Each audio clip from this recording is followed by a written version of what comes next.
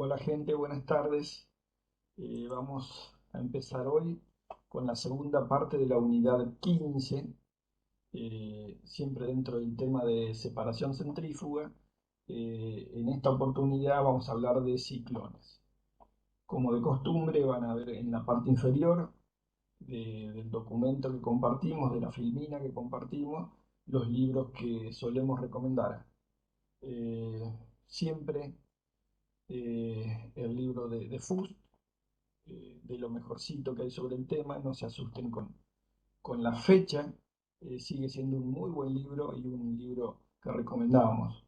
Si están por ahí con un poco menos de tiempo y quieren ir a algo más sencillo, un poco más resumido, tienen el libro de McCabe Smith que también utilizamos en la cátedra.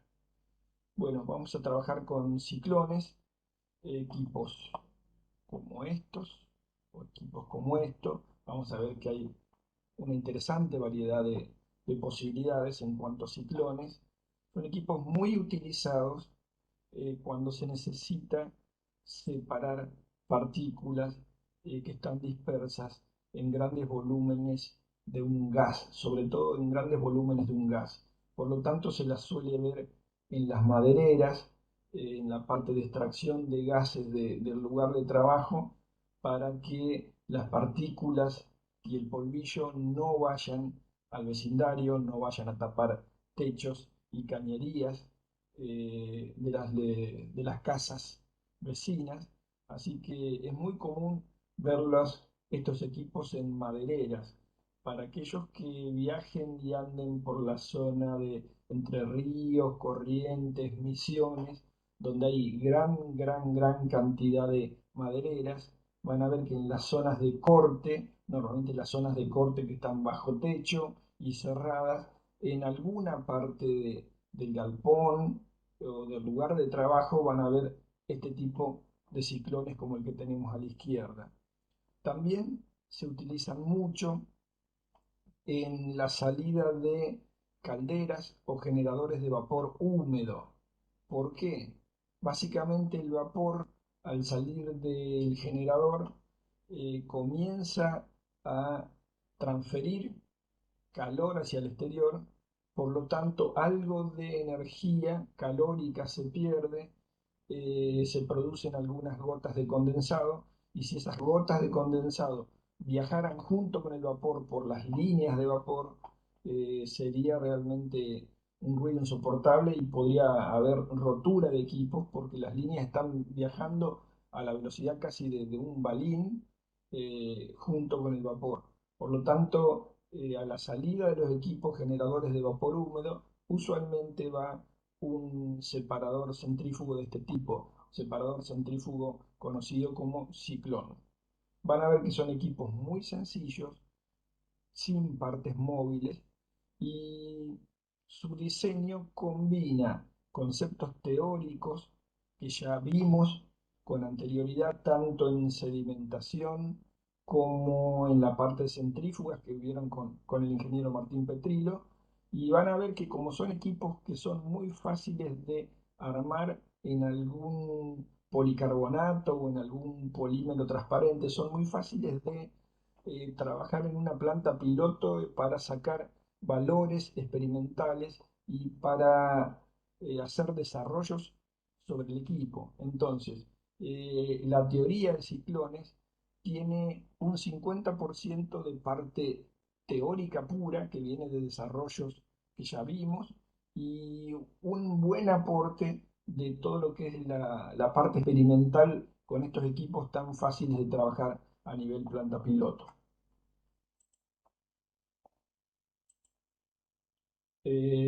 Veamos por dónde estamos en el dictado de esta cursada. Estamos acá, casi en la última parte, en centrifugación.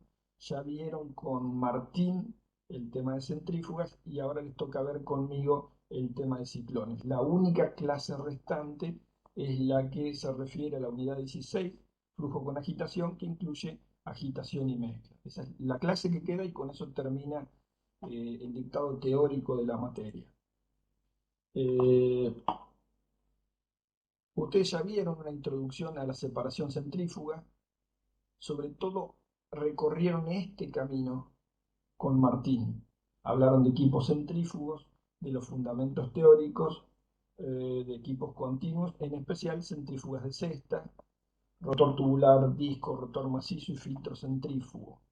Esto ya lo vieron en la clase anterior. Hoy vamos a ver un tema con menos variantes, pero igualmente importante, que es el tema de ciclones, y en las últimas filminas vamos a hablar un poquito de una modificación a los ciclones secos que se llaman lavadores húmedos. Esto van a ser la última parte de la clase de hoy.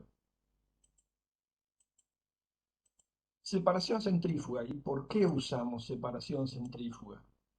Básicamente, la separación por sedimentación gravitacional utiliza la aceleración de la gravedad que aplicada a una determinada masa de partícula genera fuerzas eh, que hacen que la separación sea lenta, por lo tanto, y usualmente se requieren de equipos grandes.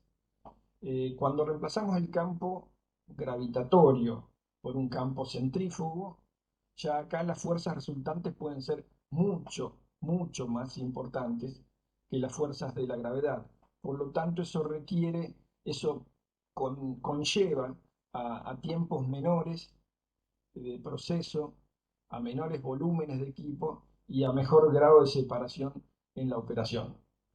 Normalmente aplicamos separación centrífuga a mezclas de gas sólido, a mezclas líquido-sólido, a mezclas líquido-líquido, a mezclas líquido-líquido-sólido. A veces utilizamos separación centrífuga para romper emulsiones.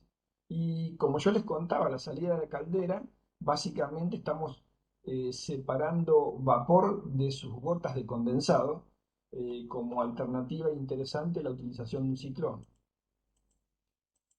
Antes de avanzar un poco, quiero que queden en claro las posibilidades de estos equipos centrífugos, que pueden ser equipos centrífugos discontinuos o equipos centrífugos continuos. Cuando hablamos de equipos discontinuos, estamos diciendo que se somete al material contenido en él o cargado en el equipo a un movimiento rotatorio donde las fases de distintas densidades o las partículas de distintas densidades tienden a separarse en virtud de su diferente fuerza centrífuga.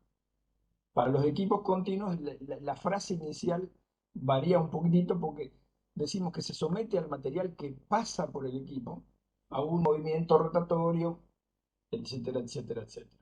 Dentro de los equipos centrífugos tenemos clarificadores centrífugos, separadores centrífugos, secadores centrífugos, filtros centrífugos y la cantidad de variantes industriales, tanto para la ingeniería química como para la ingeniería en alimentos, son enormes. Repasemos un poco de fundamentos teóricos. Ya esto lo vieron un poco conmigo en sedimentación y un poco con Martín en centrífugas.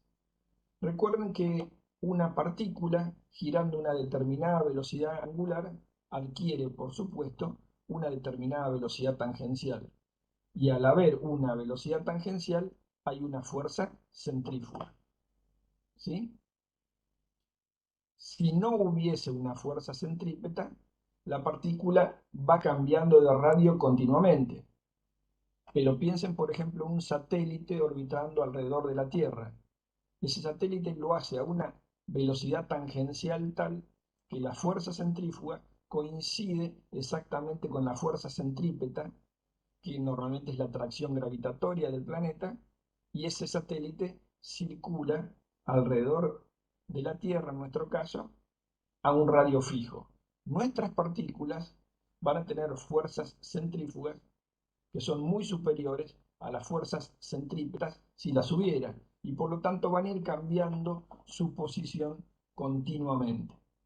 Entonces, tienen que recordar lo siguiente: si ambas fuerzas, centrífuga y centrípetas, fuesen iguales, la partícula seguiría una trayectoria circular alrededor de un centro de giro que es el centro de curvatura, pero eso no va a ser nuestro caso. En nuestro caso nosotros queremos separar partículas, entonces que vayan cambiando de posición y que se vayan acercando a un sector de separación. Entonces normalmente cuando decíamos que fuerza era masa por aceleración y en sedimentación gravitacional como aceleración tomábamos g, en este caso como aceleración vamos a tomar A sub c, es decir, aceleración centrífuga. Nuestra aceleración centrífuga la calculamos como el radio de giro temporal puntual por la velocidad angular al cuadrado y lo podemos poner también como la velocidad tangencial al cuadrado dividida al radio. De esa forma tenemos que la fuerza centrífuga la podemos poner como masa por radio por velocidad angular al cuadrado o masa por velocidad tangencial al cuadrado sobre el radio. En una partícula que se mueve horizontalmente dentro de un separador centrífugo, hay estas fuerzas actuando. Una fuerza centrífuga que hace que la partícula vaya hacia radios cada vez mayores, movilizándose hacia un sector de separación. Una fuerza K, ya hablamos bastante de cómo calcular esta fuerza K, y un empuje. Ustedes me dirán, ¿por qué aparece acá un empuje si el empuje está generado por un gradiente de presión? Normalmente cuando tenemos fuerzas centrífugas aparece un gradiente de presiones radiales que genera un empuje de tipo radial u horizontal. Obviamente, si consideramos que las velocidades angulares son grandes y por lo tanto la aceleración centrífuga es grande, solemos dejar de lado y no tomar en consideración lo que sigue ocurriendo siempre, que acá hay un peso y hay un empuje vertical porque también hay un gradiente de presiones en la dirección vertical. Entonces, para grandes velocidades angulares, tendemos a dejar de darle importancia y considerar irrelevante la componente vertical del peso y la componente vertical del empuje. Y para el estudio de lo que pasa en la partícula, solamente nos concentramos en los factores más importantes, es decir, esta especie de fuerza centrífuga, masa por aceleración centrífuga, Fk, y el empuje horizontal. Si hacemos una sumatoria de fuerzas, nos queda, obviamente, esta expresión que ya la hemos visto en varias oportunidades, aparece la densidad del fluido, la densidad del sólido, aparece un factor de fricción que tendremos que calcular, pero aparece una cosa nueva que es el radio. En las anteriores sumatorias de fuerza que planteábamos en sedimentación gravitacional no aparecía la posición y acá sí aparece la posición radial porque al variar la posición cambia el valor de la aceleración centrífuga y por lo tanto cambia esta sumatoria de fuerzas. ¿Qué es lo que se considera desde el punto de vista teórico para el desarrollo de expresiones que me permitan calcular eh, velocidades de partículas o diámetros de partículas a ser separados? Una de las cosas que consideramos es que en sedimentación centrífuga las partículas obviamente se mueven radialmente, obviamente la intensidad, como les decía recién, del campo varía con la posición, por lo tanto la velocidad varía, no se alcanza una velocidad terminal, pero lo que vamos a decir para nuestros cálculos teóricos es que después de una aceleración inicial, posteriormente a esa aceleración inicial, este término de aceleración es muy pequeño en comparación con otros términos. Por lo tanto, vamos a considerar la sumatoria de fuerza igual a cero, cuando en realidad es casi igual a cero, no exactamente igual a cero. Entonces, después de esta sumatoria de fuerzas, donde despreciamos la aceleración, podemos calcular una velocidad radial. Acuérdense que en sedimentación gravitacional nosotros encontramos una velocidad infinito o velocidad terminal de sedimentación. Acá tenemos el radio como variable y por lo tanto verán que no hay una velocidad terminal eh, constante y esta velocidad es, como habíamos dicho al principio, variable.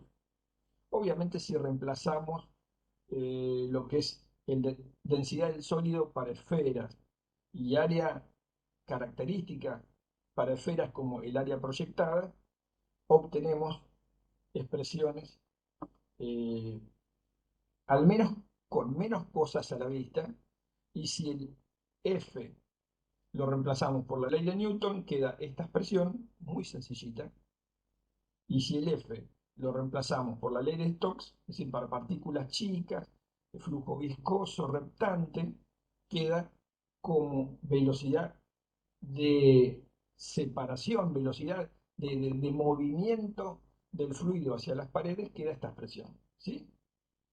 Hasta ahí me siguen. Es decir, partimos de una sumatoria de fuerzas convencional. Peso por un lado, en realidad acá masa por aceleración centrífuga, es una especie de peso o fuerza centrífuga. Para el otro lado teníamos un empuje horizontal y un FK, y toda esa sumatoria de fuerzas la relacionábamos con una derivada de la velocidad con respecto al tiempo, y eso era lo que considerábamos despreciable. Entonces, partimos de una sumatoria de fuerzas horizontales y despejamos una velocidad radial que depende de la posición.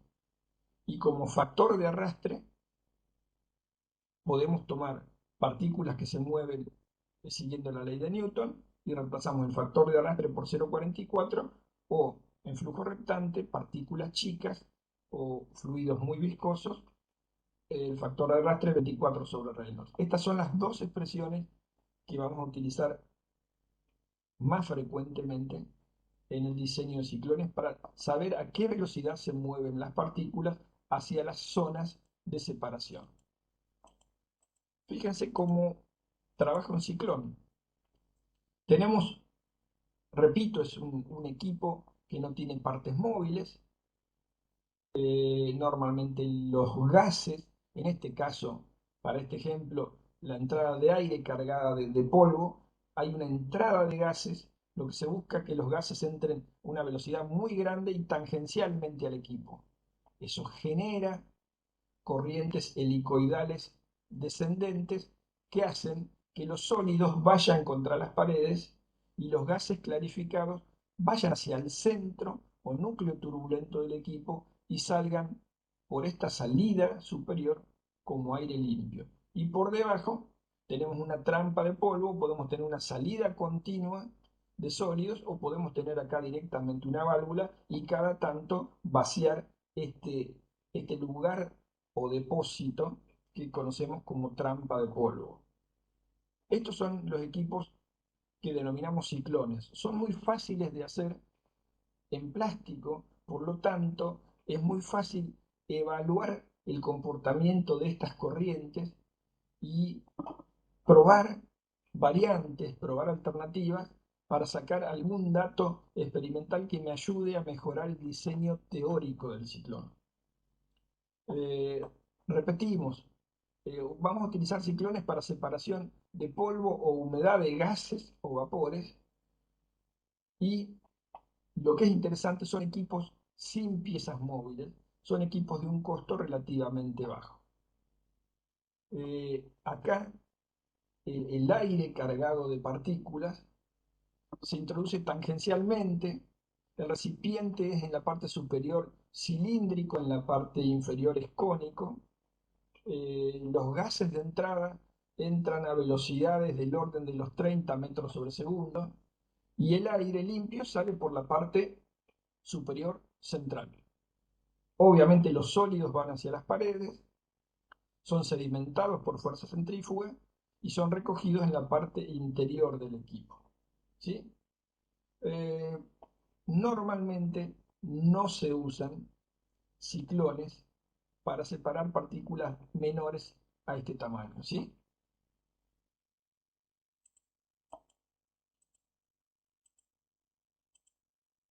Vamos a ver un poco qué es lo que pasa en un equipo o en un separador ciclónico. Ingresa la corriente gaseosa con sólidos a alta velocidad. Esos sólidos son sometidos a dos fuerzas, la gravitatoria que tiende a que caigan y la fuerza centrífuga que tiende a que vayan hacia las paredes. Con respecto al gas, el gas tiene una componente radial de velocidad que es hacia adentro. Así como los sólidos se van hacia las paredes, el gas tiende a ir cada vez más clarificado hacia un núcleo turbulento, hacia un centro y después subir para salir por la parte superior. Repito, la componente radial de la velocidad del gas es hacia adentro.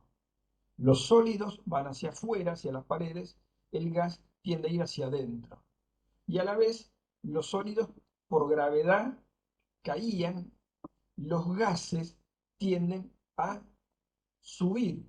Acá hablamos de la componente radial de la velocidad del gas, es hacia adentro, y la axial es hacia abajo, cerca de las paredes, pero hacia arriba, fundamentalmente hacia arriba, en el centro del equipo. Entonces, lo que tenemos que entender es que la componente tangencial de la velocidad del gas predomina a lo largo de todo el ciclón, excepto dentro o en las proximidades de un núcleo central netamente turbulento. ¿Sí? Y ese núcleo central tiene un diámetro de C que coincide con el diámetro de la salida del líquido, o de los gases clarificados, perdón, que es 0,4 veces el diámetro del ciclón.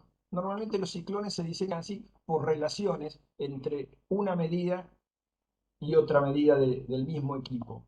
Es decir, el diámetro de salida de los gases clarificados usualmente es 0,4 del diámetro del ciclón. Repito, D es el diámetro del ciclón y DC es el diámetro del núcleo turbulento que normalmente coincide con el diámetro del ducto de salida de los gases. Ahora, cualquier partícula moviéndose dentro del ciclón, cualquier partícula sólida moviéndose dentro del cuerpo del ciclón, está sujeta a dos fuerzas opuestas en dirección radial.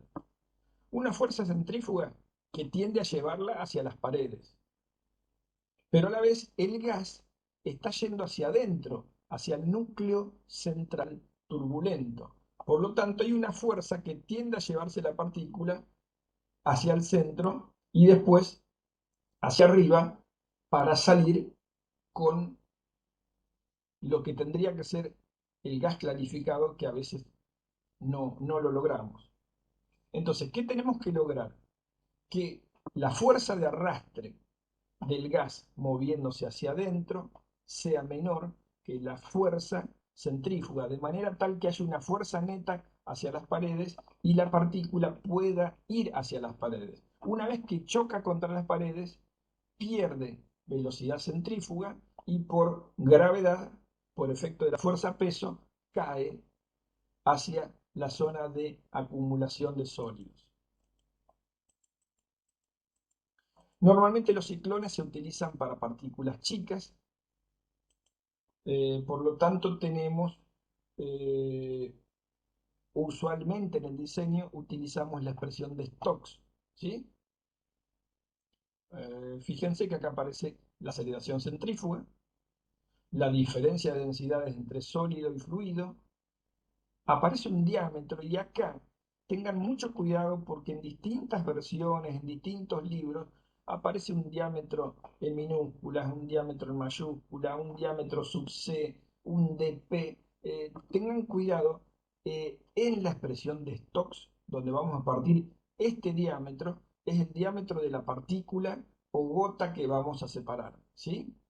Tengan cuidado con eso. ¿Sí? Hay una profusión de D en la nomenclatura relacionada con ciclones que puede tender a confundirlos. Entonces acá estamos hablando de la velocidad a la cual una partícula se va moviendo en forma radial hacia las paredes y este D de esta expresión particular no es ni el diámetro del ciclón ni el diámetro del ducto de salida de gases. Normalmente vamos a tratar en esta teoría de confundirlos lo menos posible con las letras D, pero cuando vayan a algunos libros van a ver que la cosa está un poco entremezclada y hay que tomarla con calma.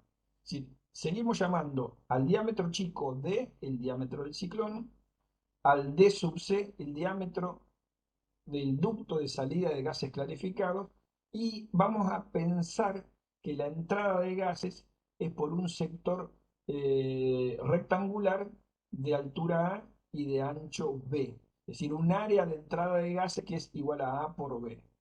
¿Sí? Vamos a considerar como altura del ciclón solamente a la parte cilíndrica, a esto le vamos a llamar Z, y este H, que es la altura total del ciclón, que incluye la parte cilíndrica y la parte cónica, es, por supuesto, importante en relación a Z.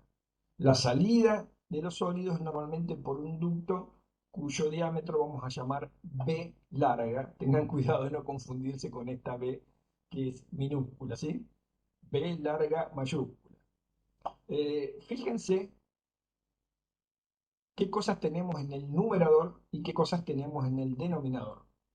A mayor velocidad tangencial, mayor velocidad de la partícula. A mayor diferencia de densidades entre el sólido y el gas, mayor velocidad de la partícula. A mayor diámetro de la partícula, mayor velocidad hacia las paredes. Y en el denominador tenemos el radio. A mayor radio, menor velocidad radial.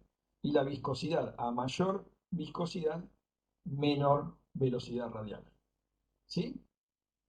Es decir, si aumenta la densidad del sólido, aumenta la velocidad radial. Si aumenta el diámetro de la partícula, aumenta la velocidad radial. Si aumenta la velocidad tangencial, aumenta la velocidad radial. Volvemos a este concepto. La partícula tiende a irse hacia las paredes a una velocidad radial que vamos a llamar que vamos a llamar VR, perdón, y el gas tiende a moverse radialmente hacia el centro a una velocidad que vamos a llamar menos UR. Para que haya separación neta, tenemos que lograr que el VR, la velocidad horizontal de la partícula hacia las paredes, supere la velocidad del gas hacia el centro o núcleo turbulento del equipo, del ciclón. ¿Sí? ¿Cómo podemos calcular esta velocidad del gas hacia el núcleo turbulento del ciclón? Todo el gas que entra tiene que salir por acá. ¿Sí? Todo el gas que entra por este ducto de altura A y de ancho B minúscula tiene que salir por este ducto de diámetro D sub C. Entonces nosotros decimos que todo ese gas se va moviendo de a poco hacia el centro, hacia el núcleo turbulento. Entonces la velocidad del gas la podemos hacer igual. Este signo menos es solamente para denotar diferencias en los sentidos, no en la dirección. ¿Sí? Ese UR lo hacemos igual a G, caudal másico de gas que entra, dividido la densidad del gas por la sección transversal. ¿Se entiende eso? ¿Hay alguna duda? Fíjense, ustedes me dicen, ¿qué sección transversal, Julio? ¿La sección de entrada? No. Todo este gas que entra por acá, todo este caudal másico de gas que entra, está yendo después hacia el núcleo turbulento y el área que atraviesa es 2pi por R por Z. ¿Eso se ve? Es un área cilíndrica variable. Entonces, a distintos R's, el gas A distintos R's, el gas se mueve a distintas velocidades. Acá me está avisando que la reunión va a terminar en 2 minutos, así que lo que vamos a hacer es, dejo de grabar y volvemos a grabar en una segunda parte, ¿sí? ¿Ok?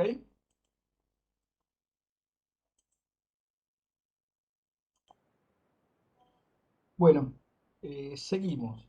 Habíamos visto que todo el gas que entra por este sector rectangular de dimensiones AB tiene que salir por este ducto central en flujo ascendente a través de una especie de núcleo turbulento hacia arriba. Obviamente el gas va a ir pasando de sectores cilíndricos hacia el centro, pero sectores cilíndricos de diferente radio. Es decir, que todo el gas que entra, caudal másico, si lo dividimos por la densidad del gas, ya me da caudal volumétrico, y si lo dividimos por la sección de flujo, es decir, qué sección de flujo atraviesa el gas dentro del sector cilíndrico del equipo cuando va desde las paredes hacia el centro. El sector o área que atraviesa el gas es 2pi por R, es un área variable, por Z. Repito, Z es la profundidad del ciclón en el sector cilíndrico, en el sector no cónico. D es el diámetro del ciclón y DC es el diámetro del ducto superior de la salida de los gases. Les pido disculpas que hago tantas referencias a los distintos D, porque esto está un poco mezclado en los libros tradicionales de texto y puede que llame a conclusiones erróneas o llame directamente a confusiones. Entonces, nosotros teníamos una expresión para la velocidad radial hacia las paredes de una determinada partícula de un determinado sólido. Y a la vez tenemos una expresión para la velocidad del gas desde las paredes hacia el núcleo turbulento para luego salir hacia arriba. Si utilizo esta inecuación, que es lo que me asegura que va a haber separación, me queda esta expresión, que es bastante sencilla. Hasta ahí estamos bien. La caída de presión en el ciclón es baja, es de 1 a 20 veces la carga de velocidad en la entrada. Es decir, se supone que no hay grandes caídas de presión en los ciclones. Y experimentalmente lo que se ve en un estudio de bajo nivel de mediciones, es decir, mediciones con un determinado nivel de exactitud bajo, lo que vemos que betita por R es constante. Entonces lo que podemos decir que betita en la pared, es decir, betita D al cuadrado por el diámetro del ciclón sobre 2, es lo mismo que betita al cuadrado por R en cualquier posición. Es decir, experimentalmente, en un estudio de baja rigurosidad científica, lo que se ve es que betita cuadrado por R es constante. En realidad, no es exactamente así. Si tuviéramos mejores equipos para experimentar, mejores equipos para medir y mejor nivel de exactitud, podríamos hacer un estudio un poco más riguroso, un poco más certero, y en realidad lo que se ve es que betita cuadrado por R en realidad es betita en la pared al cuadrado por el radio del ciclón de sobre 2 menos un factor experimental E. Pero despreciemos este que sale de estudios rigurosos, tomemos lo que experimentalmente sale de un trabajo en planta piloto sencillo, con bajo nivel de exactitud, entonces volvemos al concepto de que betita al cuadrado en cualquier posición R por esa posición R es constante y por lo tanto podemos decir que betita en la pared, betita al cuadrado en la pared, es diámetro del ciclón sobre 2. Ustedes me dirán, ¿para qué sirve eso, Julio? Porque también experimentalmente lo que se ve es que betita R es K por la raíz cuadrada de 1 sobre R. Betita es K por la raíz cuadrada de 1 sobre R. Es decir, básicamente viene de la expresión anterior. Es decir, esa constante la llamamos K. Despejamos betita R y me queda como una constante K por la raíz cuadrada de 1 sobre R. Ahora si yo hago betita en cualquier posición radial sobre betita sobre las paredes, si hago este cociente, me desaparecen las letras K Y de acá puedo despejar betita en cualquier posición como betita en las paredes por la raíz cuadrada del diámetro del ciclón dividido dos veces el radio o la posición donde quiero calcular esta betita. Y se supone que la betita en las paredes es exactamente la velocidad a la cual entran los gases al ciclón.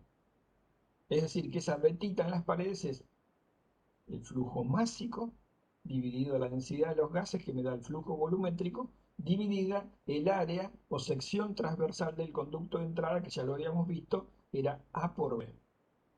Entonces, utilizando expresiones que salen de estudios de planta piloto, es decir, utilizando expresiones experimentales y combinándolas con las expresiones teóricas, van a ver que reemplazando betita en esa inecuación por las expresiones que salen de la parte experimental, de la parte planta piloto, de trabajo sobre ciclones normalmente hechos de materiales transparentes, la expresión empieza a quedar basada, en realidad esa inecuación empieza a quedar basada en parámetros muy fácilmente medibles, básicamente flujo másico de entrada de los gases, el diámetro del ciclón, la diferencia de densidades, el diámetro de la partícula, el área o sección transversal de ingreso al equipo, viscosidad del gas. Fíjense que, pero una de las cosas que quedan siempre es el radio o la posición radial dentro del ciclón. Entonces, tenemos que ver cuál es el punto crítico de separación. Acá hay discrepancias en distintos autores. Nosotros hemos tomado este criterio. Nosotros decimos que cualquier partícula que se acerca a un radio menor que 0,2 de C, esto no es el diámetro del ciclón, es el diámetro del conducto de salida de los gases clarificados. Si tomamos de un determinado estudio experimental este criterio, no todos los autores toman el mismo criterio. Nosotros vamos a asumir que cualquier partícula que vaya a un radio menor a 0,2 veces el diámetro del conducto de salida de los gases es arrastrada en ese núcleo turbulento y se va. Entonces, como eh, la velocidad tanto del gas hacia adentro como de la partícula hacia la pared varía y depende del radio, vamos a evaluar qué pasa en la posición crítica, en este radio. Entonces, de esta expresión, de esta inecuación, reemplazamos R por 0,2 dc y obtenemos esta inecuación para el diámetro de partícula que vamos a separar. Siempre que lleguen a una expresión de este tipo, recuerden, por favor, de verificar las unidades antes de proceder al cálculo. Fíjense que nos aparece el 18 que venimos arrastrando desde la expresión de Stokes, la viscosidad del gas puro, la densidad del gas puro, el 0,2 de C, el área de ingreso de los gases al ciclón, y en el denominador tenemos diferencia de densidades entre sólido y gas, pi, el caudal másico de gases, el diámetro del ciclón y la altura del sector cilíndrico del ciclón, no la altura total. Tengan cuidado, acá las expresiones, es decir, todas las letritas de todo, representando a todos los parámetros han quedado pegadas, pero acá no estamos hablando de un dz, estamos hablando de el diámetro del ciclón por la altura del sector cilíndrico del ciclón, ¿sí? Es decir, que podemos decir que las partículas mayores a este diámetro no van a llegar nunca hacia la posición crítica de separación, no van a ser nunca arrastradas hacia el centro o núcleo turbulento y por lo tanto van a ir viajando hacia las paredes y por lo tanto van a lograr ser separadas. ¿Sí? Fíjense, encontramos una expresión para el diámetros de partícula mayores a este son separados. Los menores no son separados. ¿Sí? ¿Qué conclusiones podemos sacar acá? Las conclusiones están casi eh, en la expresión. Si yo disminuyo drásticamente el área o la sección transversal de entrada o del conducto de entrada, si disminuyo ese producto A por B, este A sub I va a disminuir y por lo tanto va a disminuir el diámetro de partículas. Entonces yo podría disminuir A sub I, pero obviamente al disminuir A sub I empiezo a aumentar las pérdidas en el ciclón y llega un momento que no es operativo bajar a determinados valores. O sea que, pero si yo bajo A sub I, puedo bajar el diámetro de partículas que voy a separar de la misma forma que si bajo D sub C, puedo bajar el diámetro de partículas que voy a separar. Obviamente, bajando mucho D sub C, aumentan las pérdidas por la circulación a través del equipo, bajando mucho A sub I, aumentan las pérdidas en la circulación del equipo. Ahora, si yo aumento el diámetro del ciclón o aumento la altura de la zona cilíndrica, el diámetro de partículas baja. Fíjense que entonces para bajar el diámetro de partículas que separa el ciclón, yo tendría que tener diámetros del conducto de salida de gases superior bajos, áreas de entrada de los gases bajos, un diámetro del ciclón alto y una altura del sector cilíndrico del ciclón alto. Obviamente empiezan restricciones en relación a la pérdida de carga en el equipo y hay restricciones también de tipo económico. Si hago un equipo muy grande me va a salir muy caro.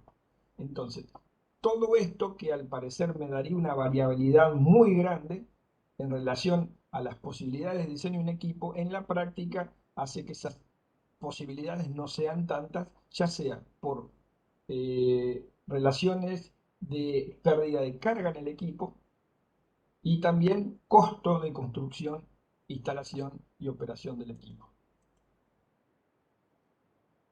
Volvemos al tema. Fíjense que una entrada y una salida chica de los gases favorecen separación de partículas más chicas. Repito hasta el cansancio. No suele achicarse mucho la entrada y la salida, aparecen límites prácticos que le están impuestos por la pérdida de presión. La pérdida de presión en el equipo. La caída de presión en estos equipos, ya lo citamos, es normalmente entre 1 y 20 veces la carga de velocidad a la entrada. Obviamente la profundidad y el diámetro del ciclón deben ser tan grandes como sea posible, pero en este caso el tamaño máximo es impuesto por el costo. ¿Qué pasa? En la práctica se observa que el equipo tiene una determinada eficiencia. Eh, Esta sería la curva de eficiencia real, la curva de eficiencia ideal, es decir, las partículas más grandes de este diámetro son retenidas en un 100% por el equipo y las partículas más chicas que este diámetro no son retenidas por el equipo. ¿Sí? Mi curva de eficiencia real, y cuando hablo de eficiencia estoy hablando de la fracción en masa de un determinado tamaño de partícula que es separado. Si quieren ver un grafiquito un poco más prolijo, ahora lo vemos en la filmina que viene, pero eso es la figura 22.11 de la página 577 del libro de Fuchs. Repito, eficiencia real en cuanto a fracción de masa retenida o separada por el ciclón. Es básicamente un salto escalón para diámetros más grandes, todas las partículas en teoría son retenidas, para diámetros más chicos, todas las partículas en teoría no podrían ser retenidas por el equipo. Fíjense que la curva punteada es la curva real, que para partículas grandes se acerca a un 100%, y para el diámetro que nosotros calculamos, normalmente la eficiencia de retención del equipo es del 50%. Este es un punto clave dentro de esta gráfica de eficiencia. Si yo calculo la eficiencia real, es decir, cuánto retengo realmente de ese diámetro que calculé por la expresión anterior, voy a tener que usualmente esa eficiencia de retención es del orden del 50%. ¿Qué pasa? A veces partículas chicas se aglomeran, generan una partícula grande o colisionan con partículas mayores y son retenidas. Entonces, esas partículas chicas que yo pensé que no iba a retener, ya sea por aglomeramiento o por de alguna forma quedar retenidas en una partícula grande, se van con las partículas grandes. Pero a veces las partículas grandes que yo pensé que se iban a ir, que pensé que las iba a sacar del equipo, normalmente se pierden en torbellinos dentro del ciclón, a veces rebotan contra las paredes y vuelven hacia el núcleo central turbulento, y a veces se rompen, se convierten en muchas partículas chicas que se me van por el ducto de salida de gases que tendrían que ser clarificados y a veces no lo son. Es decir, hay una diferencia entre el diámetro de partícula de corte o diámetro de partícula que yo sé que el ciclón va a retener con el diámetro de partícula real y el porcentaje en que es retenido ese diámetro de partícula. Entonces, las curvas de eficiencia, repito, las curvas de eficiencia real son esta especie de salto escalón para diámetros mayores a los que calculé, todas las partículas son retenidas, de diámetros menores, las partículas se me van por el ducto de salida. En la práctica, lo que sucede es esta curva punteada que tiene un punto de referencia importante. 50% de eficiencia de retención coincide con el diámetro de partícula que calculé, que algunos autores llaman diámetro de corte. Y ahí aparece otro D sub C que tiende a complicarles el estudio. Por eso trato de no hablar demasiado de diámetro de corte porque lo van a confundir con el DC, el diámetro del ducto de salida de los gases. ¿Qué se recomienda para mejorar la eficiencia? Una de las cosas es que el tubo de salida de los gases penetre bastante en dirección vertical para evitar cortocircuitos y arrastre. Es decir, ese ducto de salida no está del ciclón hacia afuera, sino que está metido dentro del ciclón, penetra bastante en dirección vertical y evita cortocircuitos, sobre todo en los primeros sectores, en los sectores superiores del ciclón. A veces incluimos un filtro de bolsa, como de una aspiradora común a la salida de los gases para retener partículas más chicas. A veces incluimos a la salida de los gases un spray de agua inyectado que hace que las partículas chicas se conviertan en partículas grandes y decanten por gravedad. A veces circulamos agua por las paredes del ciclón para que los sólidos bajen más rápido. Eh, Insisto, esto es una curva que aparece en cualquier teoría tradicional de ciclones. Esta es la curva que aparece en el libro de Fuchs, que es la curva real de eficiencia. Y fíjense que acá, a diferencia del gráfico anterior, las abscisas no son diámetro de partículas, sino diámetro de partículas sobre diámetro de corte. Gracias a Dios en el Fuchs se refirieron a diámetro de partícula y a diámetro de corte de partículas con las D mayúsculas, que son las mismas de las cuales estuvimos hablando en la totalidad de esta teoría, ¿sí? Fíjense que a diferencia del gráfico anterior, el que aparece en la figura del FUS, el gráfico de eficiencia real y la abscisa, es decir, la variable que ponemos sobre las horizontales, es el cociente adimensional entre el diámetro de partícula y el diámetro de corte, ¿sí? Y de vuelta, fíjense, cuando esto da 1, acá tenemos 50% o 0,5 como fracción. Este es un punto notorio de esta gráfica y es algo que suelen olvidarse cuando van a rendir un final y dibujan una gráfica así nomás y no hacen coincidir el 50% o la fracción 0,5 con el diámetro de corte o con el 1 si las abscisas son diámetro de partícula sobre diámetro de corte, ¿sí? ¿Qué alternativa hay para los ciclones? Sobre todo para aquellos casos donde las partículas a separar son muy pequeñas y tendríamos muy baja eficiencia de retención en el ciclón. Para estos casos se utiliza una especie de lavador húmedo, que es un ciclón húmedo. Son mucho más cilíndricos, mucho menos cónicos que los ciclones secos, también se los llama ciclones húmedos, pero la frase que más los identifica es el nombre de lavadores húmedos.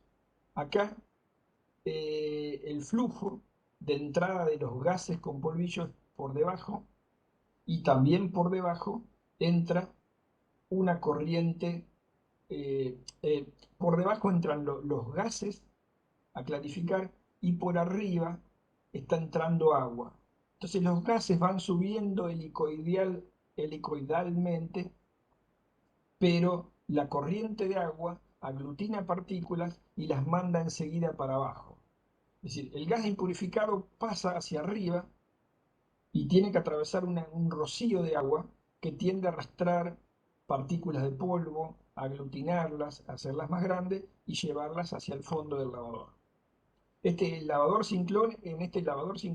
ciclónico actúan tanto fuerzas centrífugas como la acción lavadora del agua que entra por arriba para la eliminación de impurezas. Obviamente, eh, con respecto a un ciclón seco o a un ciclón tradicional, invertimos la operación del equipo, invertimos la operación del ciclón, ya hablamos de lavadores húmedos en vez de hablar de ciclones secos, y empezamos a hacer llegar la suspensión cerca del fondo, pero lo que sale acá no es el sólido seco como teníamos un ciclón, sino que salen lodos, porque vienen las partículas sólidas con el agua eh, que rocié desde arriba hacia abajo.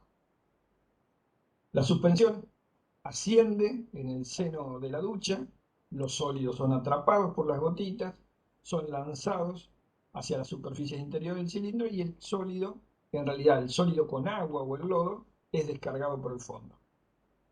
La eficacia de un ciclón invertido, cuando trabaja en seco, es generalmente inferior a la del ciclón normal antes descrito.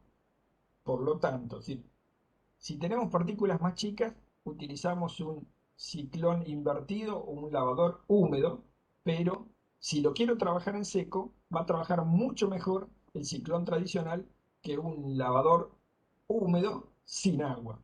Repito esto, la eficacia de un ciclón invertido cuando trabaja en seco, que puede hacerlo, es generalmente inferior a la del ciclón normal antes descrito. Bueno, gente, no los aburro más con este tema.